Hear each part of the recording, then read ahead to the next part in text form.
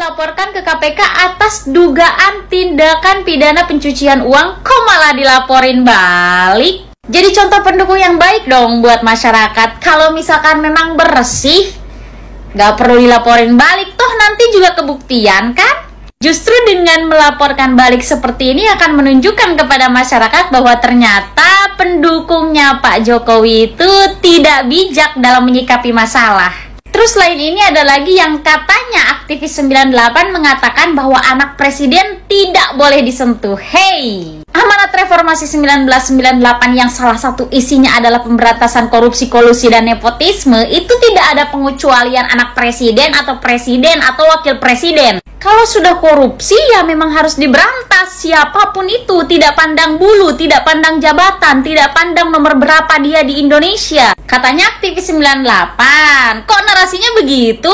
Daripada melaporkan balik atau membuat statement anak presiden tidak boleh disentuh, mendingan buktikan aja. Buktikan kepada masyarakat dari mana suntikan dana untuk bisnis anak presiden itu. Lagian pun kalau misal tidak dilaporkan balik atau tidak dibuat statement anak presiden tidak boleh disentuh, saya yakin kok aman.